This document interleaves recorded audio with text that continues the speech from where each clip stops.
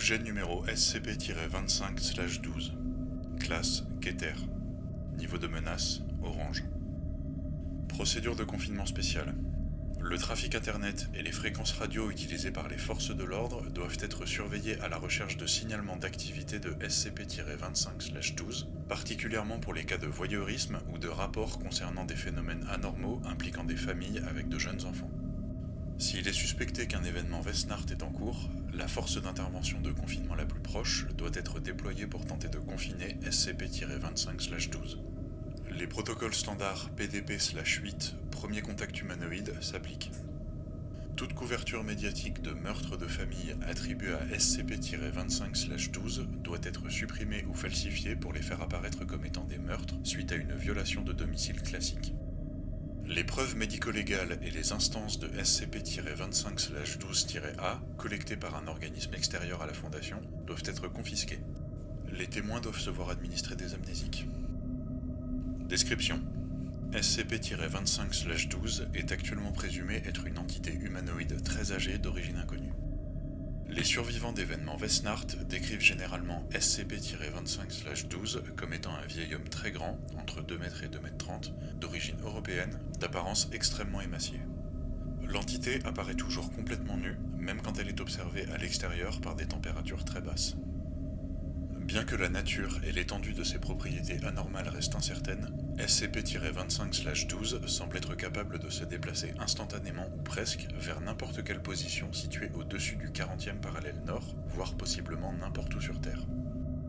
SCP-25/12 entre en période d'activité exclusivement durant une période de 12 nuits consécutives chaque année, de la nuit du 21 au 22 décembre à la nuit du 1er au 2 janvier.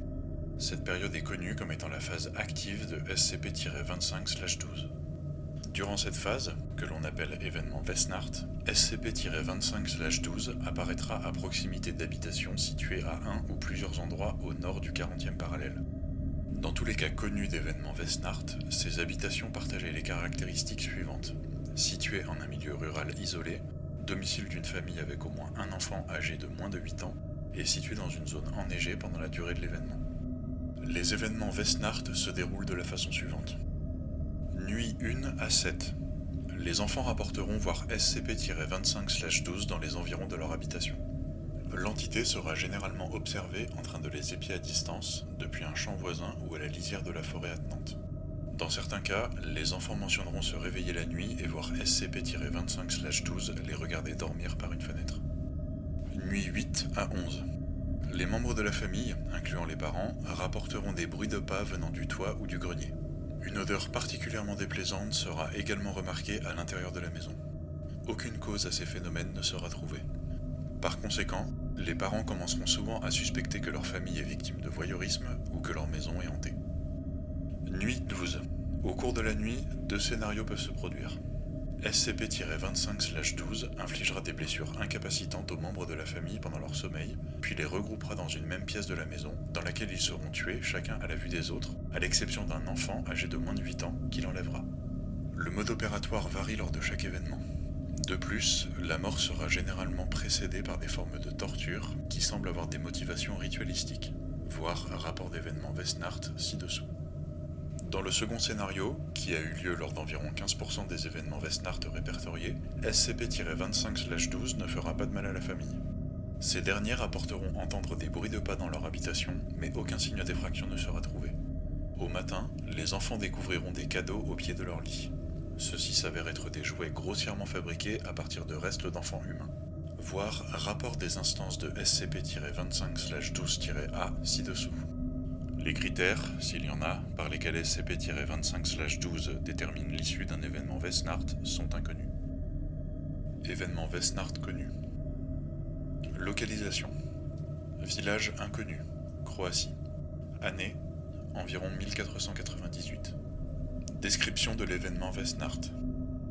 Non confirmé. Une famille entière a été tuée, à l'exception d'un des enfants, âge inconnu, qui a été enlevé. Bien que les documents récupérés ne contenaient pas de détails spécifiques, il est noté que les meurtres présentaient une forte connotation païenne, et que les membres de la famille ont grandement souffert avant de mourir. L'archevêque ayant supervisé l'enquête écrira qu'il pensait que la famille a été tuée dans le cadre d'un rituel démoniaque. Village inconnu, terre de Rupert, actuellement Ontario, Canada, 1689. Non confirmé. Une famille entière a été tuée, à l'exception de 2 des enfants, l'un d'eux a été enlevé, et le second, féminin, âge inconnu, s'est échappé pendant les meurtres et a pu atteindre un village voisin. Elle y dira aux autorités qu'un homme nu s'est introduit dans la résidence familiale pendant la nuit et les a torturés. La méthode exacte n'est pas spécifiée dans les documents récupérés. Lors de l'enquête, les corps des membres de la famille furent trouvés dans leur résidence suspendus à l'envers au plafond. Tous ont été vidés de leur sang. Eichstätt, Allemagne, 1913. Une famille entière a été tuée, à l'exception du plus jeune enfant, masculin, 3 ans, qui a été enlevé. Les corps des parents et des 5 autres enfants ont été trouvés dans une écurie adjointe à leur habitation. Ils ont été maîtrisés avec des couteaux, des fourches et d'autres instruments tranchants plantés dans la paume de leurs mains dans les murs de l'écurie avant que leur langue soit retirée, causant une hémorragie puis la mort. Le sang des membres de la famille a été utilisé pour peindre des motifs complexes à la signification inconnue sur le corps de la mule, de la chèvre et des 2 vaches présentes dans l'écurie. Les animaux, eux, n'ont pas été blessés. Les voisins diront aux autorités que, dans la semaine précédant les meurtres, le père de famille a mentionné avoir trouvé des empreintes dans la neige aux alentours de l'habitation familiale qui semblaient avoir été faites par des pieds nus humains. Plios, Union soviétique, 1956. Une famille entière a été tuée, à l'exception du plus jeune enfant, masculin 4 ans, qui a été enlevé. Les corps des parents et d'un autre enfant ont été trouvés dans leur salon. Ils ont été maîtrisés, leurs pieds maintenus au-dessus des flammes de la cheminée, calcinant les tissus jusqu'à l'os. Leurs têtes ont été écrasées par un objet lourd inconnu. Des centaines de traces de morsures, qui ont probablement été infligées post-mortem, ont été trouvées sur chacun des corps. Les analyses des photographies prises par les autorités ont montré que la taille, la forme et la configuration des dents de SCP-25/12 ne correspond à aucun être humain ou animal connu. Des branches coupées sur un sapin à l'extérieur ont été placées au-dessus des corps pour une raison inconnue. Skudeneshaven, Norvège, 1971. Une famille entière a été tuée, à l'exception du second plus jeune enfant, féminin 5 ans, qui a été enlevé. Les corps des parents et des 2 autres enfants ont été retrouvés dans la cave de leur maison. Chacun d'entre eux a vu au moins un de ses membres être retiré par la force brute avant d'être poignardé précisément 39 fois par un instrument aiguisé d'origine inconnue, possiblement un morceau d'os d'un des membres arrachés, causant une perte de sang importante, puis la mort. Les victimes ont été éviscérées, leur intestin grêle et gros intestin ont été retirés et découpés en morceaux de 30 à 50 cm puis disposés en cercle autour des corps, chaque morceau partant du cercle vers l'extérieur. Les excréments présents dans les intestins ont été utilisés pour tracer des symboles à la signification inconnue sur les murs de la cave. Egilsstadir, Islande, 1996. Une famille entière a été tuée, à l'exception du plus jeune enfant, féminin 4 ans, qui a été enlevé. Les corps des parents et de 7 autres enfants ont été retrouvés dans leur maison. D'importants morceaux de peau ont été retirés du dos, de la nuque et de l'aine des victimes avant la mort. La peau ainsi retirée a été partiellement consommée. Ils ont été décapités avec une scie à bûche qui appartenait à la famille, suite à quoi les corps sans tête ont été transportés dans leurs chambres respectives puis placés dans leur lit. De plus, chacune des têtes a été placée verticalement sur une des marches de l'escalier menant du rez-de-chaussée au premier étage, celle des parents sur les 2 plus hautes marches et celle des enfants sur les marches du bas, par ordre d'âge décroissant. Instance notable de SCP-25/12-A récupérée. Localisation: Nurm, Finlande. Année: 1811. Description de l'instance de SCP-25/12-A. Un petit tambour en bois avec 2 baguettes de longueur inégale. La peau du tambour est constituée d'un morceau de peau de 390 cm3 appartenant à un enfant humain, tendu avec du fil constitué de tendons humains. Gallagher, Pays de Galles, 1857. Un petit couteau de 15 cm de long, la lame mesurant 6 cm, sculpté à partir d'un os appartenant à un enfant humain. Des symboles à la signification inconnue ont été gravés sur le manche. Makat, Kazakhstan, 1903. Une flûte fabriquée à partir du fémur évidé d'un enfant humain. Les trous ont été percés à des intervalles irréguliers sur toute sa longueur. Le fémur semble avoir été teint avec du sang humain. Bangor, Michigan, 1960. Une boîte en bois contenant 13 figurines humanoïdes, mesurant chacune 4 à 6 cm de haut. fabriqués à partir d'os de phalanges d'enfants humains, reliés ensemble par des lanières en tendons. Les figurines ont été décorées avec des cheveux et des petits morceaux de vêtements déchirés. Les analyses ADN ont révélé que les éléments utilisés pour fabriquer les figurines appartiennent à 18 enfants différents. Cap Broil, Canada, 1976.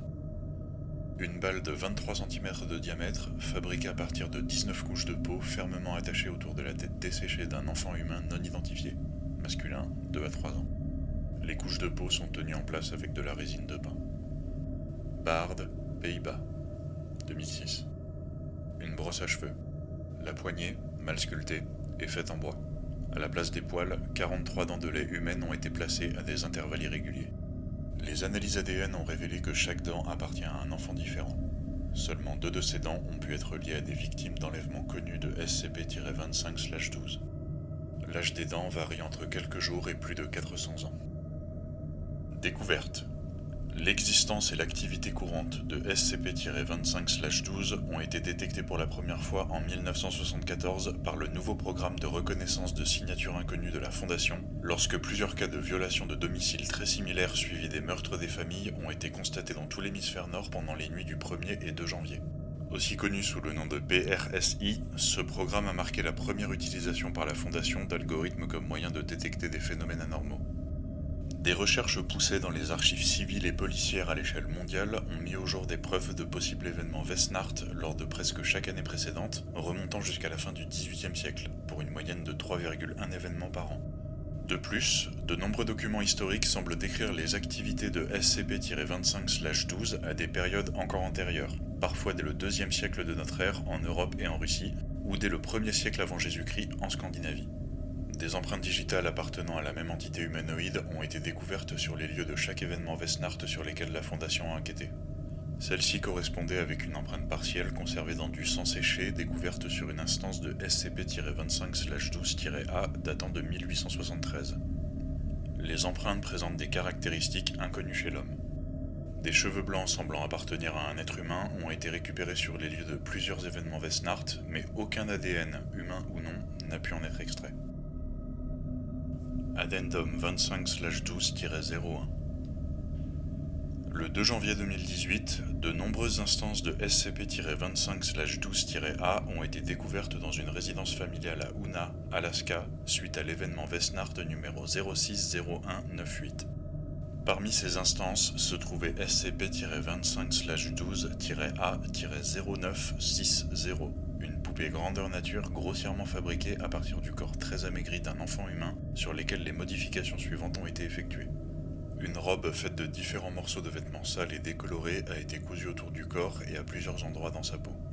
La bouche a été cousue en position fermée par un fil fait de tendons et les lèvres peintes en rouge avec une solution essentiellement composée de sang humain.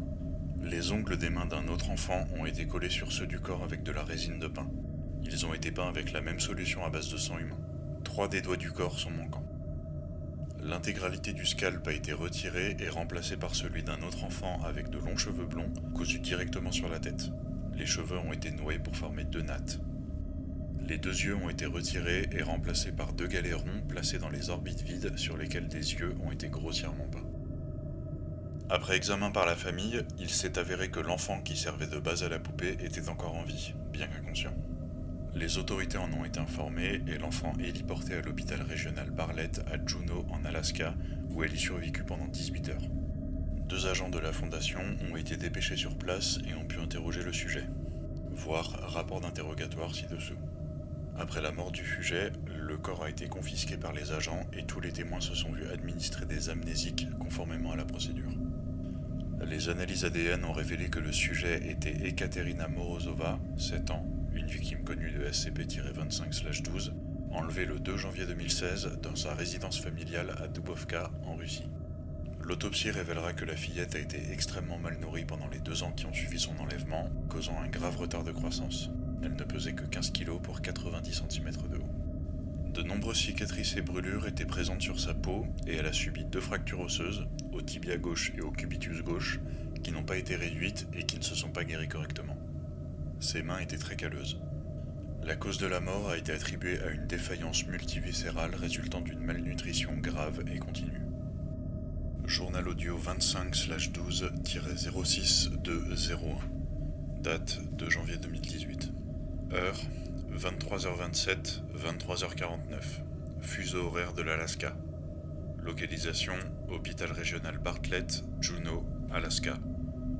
Interrogateur agent Anthony Kowalczyk, assisté par l'agent Susan Muse. Sujet Ekaterina Morozova, SCP-25/12-A-0960, sexe féminin, 7 ans. Note. Avant de mourir, le sujet a repris connaissance pendant environ 30 minutes, pendant lesquelles un interrogatoire a été mené. L'équipe médicale avait précédemment retiré le fil qui avait été cousu autour de ses lèvres, lui permettant de parler. Malgré la morphine qui lui a été administrée, le sujet s'est montré globalement cohérent dans ses propos lors de l'interrogatoire. Le sujet ne comprenait pas l'anglais et parlait au début un langage avec lequel les agents Kowalczyk et Muse n'étaient pas familiers. Cependant, après quelques minutes, le sujet s'est adressé aux agents dans un mauvais russe. L'agent Kowalczyk, qui avait quelques bases de russe, a été capable de mener l'entretien sans devoir passer par un interprète. Добрый день, меня зовут Антон. А как зовут тебя? Вы приведете меня к нему? Нет, обещаю, что нет. Я здесь просто, чтобы задать тебе несколько вопросов. И я не хочу туда возвращаться. Больше ты никуда не вернешься, теперь ты в безопасности. Можешь рассказать мне, что с тобой произошло? Помнишь ли ты ту ночь, когда он явился к тебе домой? И я помню, он очень долго делал больно маме, папе, Кате и Юлиане. И у них шла кровь. Когда они перестали кричать, он засунул меня в свой мешок. В мешок? У него был огромный мешок, внутри были другие дети. Сидя в сумке, я всю ночь слышала, как кричат люди. Каждый раз, когда он заходил в новый дом, он засовывал другого ребенка в сумку, а потом забрал нас. Куда он тебя забрал? Под землю. Глубоко. Под землю, ты имеешь в виду подвал? Глубоко. Там не было ничего, кроме земли, грязи и льда. Еще всюду были кости. Там было холодно. И я не могла спать из-за холода. С тобой было много детей? Много детей. Там было много туннелей и дыр. Все было не разглядеть.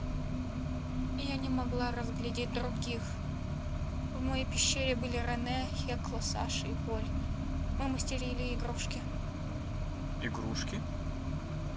Если перестаешь делать игрушки, то не ешь. Нужно было собирать игрушки без остановки. Спать было нельзя, иначе он приходил и делал больно.